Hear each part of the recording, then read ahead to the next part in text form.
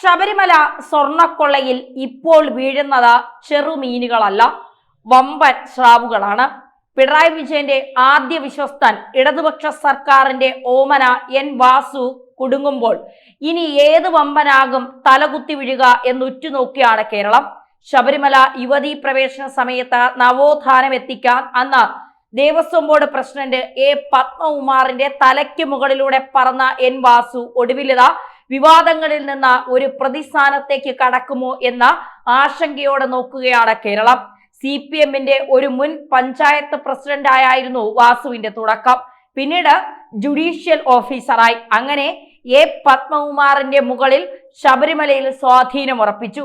ശബരിമലയിൽ ആദ്യം കമ്മീഷണറായി പിണറായി സർക്കാർ അധികാരത്തിലെത്തിയപ്പോൾ വീണ്ടും എൻ വാസുവിനെ തന്നെ ശബരിമലയിൽ കമ്മീഷണറാക്കി. അന്ന് ദേവസ്വം ബോർഡ് പ്രസിഡന്റ് ആയിരുന്ന പത്മകുമാർ പലതും തിരിച്ചറിഞ്ഞത് പത്രവാർത്തകളിലൂടെയാണ്. പിണറായി വിജയൻ സർക്കാർ നേരിട്ട് കാര്യങ്ങൾ നടപ്പിലാക്കാൻ ഏൽപ്പിച്ചത് എൻ വാസുവിനെ. പത്മകുമാർ മാറി. പിന്നീട് ദേവസ്വം ബോർഡ് പ്രസിഡന്റ് ആയത് എൻ വാസു. എന്നാൽ കോവിഡ് കാലമായതുകൊണ്ട് വലിയ കൊള്ളയൊന്നും അന്ന് നടന്നില്ല. ശബരിമല യുവതീ പ്രവേശനത്തിന് ചുക്കാൻ പിടിച്ച എൻ വാസു കോവിഡ് കാലത്ത് അതിഗുരുതര രോഗം പിടിപെട്ട വെന്റിലേറ്ററിലായി. യുവതീ പ്രവേശന കാലം മുതൽ എന്നും വിവാദങ്ങളിൽ ഇടം പിടിച്ച എൻ വാസു ഒടുവിലിത സ്വർണക്കൊള്ളയിൽ അന്വേഷണ സംഘത്തിന് മുന്നിൽ നിന്ന് വിയർക്കുന്ന കാഴ്ചയാണ് കാണുന്നത്.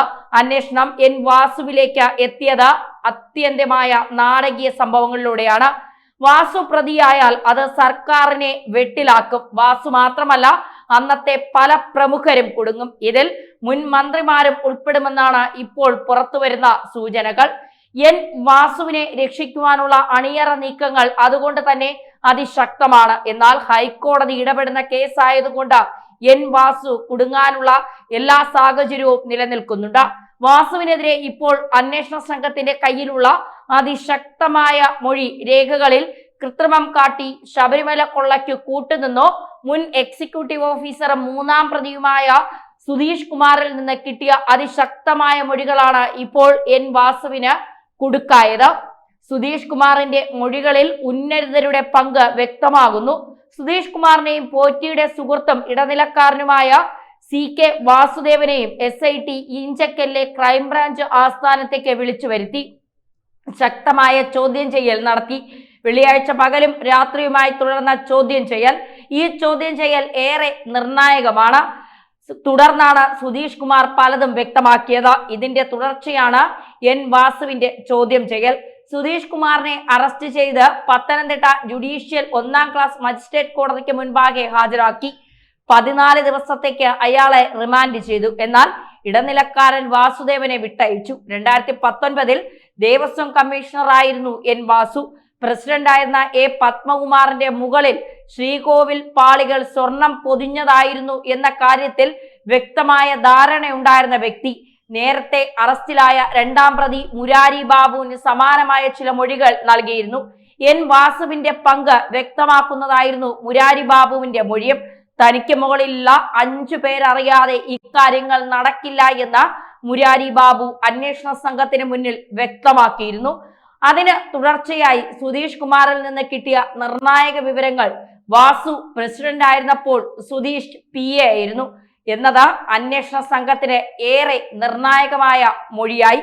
2019 എക്സിക്യൂട്ടീവ് ഓഫീസർ ആയിരുന്നു സുധീഷ് കുമാർ. മുരാരി ബാബു ആയിരുന്നു അന്ന് അഡ്മിനിസ്ട്രേറ്റീവ് ഓഫീസർ. ദേവസ്വം മാനുവൽ പ്രകാരം എന്ത് തീരുമാനങ്ങൾക്കും ഫയൽ തുറക്കേണ്ടത് അഡ്മിനിസ്ട്രേറ്റീവ് ഓഫീസർ. ഇദ്ദേഹം അഭിപ്രായം രേഖപ്പെടുത്തി. മുകളിലേക്ക് അയക്കുന്ന ഫയൽ പരിശോധിച്ച് വേണ്ട തിരുത്തലുകൾ വരുത്താൻ ഉന്നത ഉദ്യോഗസ്ഥർക്കും ഉന്നതർക്കുമൊക്കെ കൃത്യമായ റോളുണ്ട്. ഇപ്പോൾ പുറത്തുവരുന്ന രേഖകൾ പ്രകാരം കൊള്ളയ്ക്ക് ആദ്യം വഴി തുറന്നത് അഡ്മിനിസ്ട്രേറ്റീവ് ഓഫീസർ ആയിരുന്ന മുരാരി ബാബുവിന്റെ കുറിപ്പ്. ഈ ഫയൽ മറ്റാരും തിരുത്താതെ കൊള്ളയ്ക്ക് സുഗമമായ വഴിയൊരുക്കി. അതുകൊണ്ട് തന്നെ മുരാരി ബാബുവിന് വേണ്ട പിന്തുണ കൊടുത്ത ഉന്നതർ കുടുങ്ങുമെന്ന ഉറപ്പാണ്. ദേവസ്വം മാനുവൽ മറികടന്നാണ് പാളികൾ ഉണ്ണികൃഷ്ണൻ പോറ്റിയുടെ കയ്യിൽ ചെന്നെത്തിയത്. അത് ചെന്നൈക്ക് കൊടുത്തുവിട്ടത് എന്നത് വ്യക്തം. ഇതിന്റെ തുടർച്ചയാണ് ദേവസ്വം ബോർഡ് മുൻ പ്രസിഡന്റും മുൻ ദേവസ്വം കമ്മീഷണറായിരുന്ന എൻ വാസുവിനെ പ്രത്യേക അന്വേഷണ സംഘം മണിക്കൂറുകളോളം ചോദ്യം ചെയ്തത്. വാസുവിന്റെ വിശദമായ മൊഴി രേഖപ്പെടുത്തിയെന്നാണ് അന്വേഷണ സംഘം പറയുന്നത്. ദ്വാരപാലക ശില്പങ്ങളുടെയും ശ്രീകോവിലിന്റെയും മുഖ്യ ജോലികൾ പൂർത്തിയാക്കിയതിനു ശേഷം സ്വർണം ബാക്കിയുണ്ടെന്നും സഹായം ആവശ്യമുള്ള പെൺകുട്ടികളുടെ വിവാഹ ആവശ്യത്തിന് ഇത് ഉപയോഗിക്കാൻ ആഗ്രഹിക്കുന്നുവെന്നും പറഞ്ഞ് ഉണ്ണികൃഷ്ണൻ പോറ്റി എൻ വാസുവിന് ഒരു മെയിൽ അയച്ചിരുന്നു. 2019 ഡിസംബർ 1 ഉണ്ണികൃഷ്ണൻ പോറ്റിയുടെ മെയിൽ തനിക്ക് ലഭിച്ചിരുന്നു എന്ന് വാസു വ്യക്തമാക്കിയിരുന്നു. ദേവസ്വം ബോർഡ് പ്രസിഡന്റിന്റെ അനുമതിക്കായല്ല, മറിച്ച് ഉപദേശം തേടിയാണ് ഇമെയിൽ വന്നത് എന്ന വിചിത്ര വിശദീകരണമാണ് ഇപ്പോൾ അന്വേഷണ സംഘത്തിന് മുൻപാകെ ദേവസ്വം ബോർഡ് മുൻ കമ്മീഷണർ ആയിരുന്ന എൻ വാസു വ്യക്തമാക്കിയത്. സന്നിധാനത്തെ സ്വർണമാണിതെന്ന് ഇമെയിൽ കിട്ടുമ്പോൾ കരുതാൻ കഴിയുമോ എന്ന് വാസു ചോദിക്കുന്നു. ഇമെയിൽ പ്രിന്റ് എടുത്തു അതിനു മുകളിൽ തിരുവാഭരണം കമ്മീഷണറുടെയും ശബരിമല എക്സിക്യൂട്ടീവ് ഓഫീസറുടെയും അഭിപ്രായം വാങ്ങുക എന്ന് എഴുതി നൽകുകയല്ലാതെ പിന്നീട് ഇതിൽ എന്ത് സംഭവിച്ചു എന്ന് പോലും താൻ അന്വേഷിച്ചില്ല എന്നാണ് എൻ വാസുവിന്റെ വിശദീകരണം. പച്ചയ്ക്കുള്ള കൊള്ളയാണ് ശബരിമലയിൽ നടന്നത്. ശബരിമല ശ്രീകോവിൽ കട്ടിളപ്പാളിയിലെ സ്വർണം കവർച്ച ചെയ്ത കേസിൽ ഉണ്ണികൃഷ്ണൻ പോറ്റിയുടെ അറസ്റ്റ് രേഖപ്പെടുത്തി.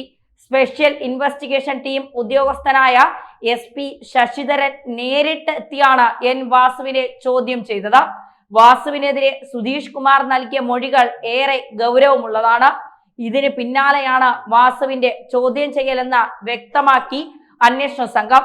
ഉണ്ണികൃഷ്ണൻ പോറ്റിയുടെ ഇമെയിൽ സന്ദേശത്തിൽ അധിക സ്വർണമുണ്ട് എന്ന് വ്യക്തമായിരുന്നു. എന്നാൽ ഈ സന്ദേശം താൻ മറ്റുള്ളവർക്ക് ഫോർവേഡ് ചെയ്തു എന്ന് വ്യക്തമാക്കുന്ന എൻ വാസു ആർക്കാണ് ആ മെയിൽ ഫോർവേഡ് ചെയ്തത് എന്ന് പറയുന്നില്ല. അതൊക്കെ മറച്ചു പിടിച്ച് പിന്നീട് താൻ ഒരു അക്ഷരം തിരക്കിയില്ല എന്ന എൻ വാസു എന്തുകൊണ്ട് പറയുന്നു?